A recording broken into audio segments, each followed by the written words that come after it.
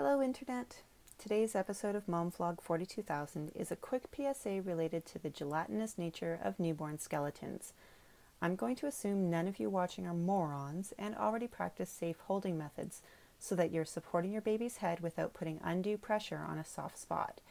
This video is not about the be careful side of things, rather it's about hopefully avoiding a heart attack when a big, whole body movement demonstrates for you how soft your baby's skull really is. The other day I was holding my newborn when she suddenly sneezed.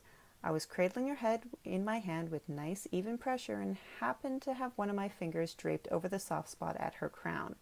It wasn't even the fingertip, but suddenly underneath my first and second knuckle I felt her head dent in.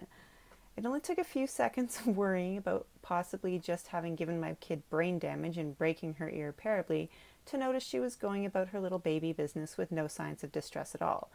I realized what happened. It wasn't anything I'd done, and her skeleton is just still at the stage designed to be smooshy enough to fit through a vagina. So a big enough sneeze or hiccup will jostle things around in there. That's okay. Hopefully this video will help some of you avoid vomiting in your baby's face out of sheer panic if this happens to you.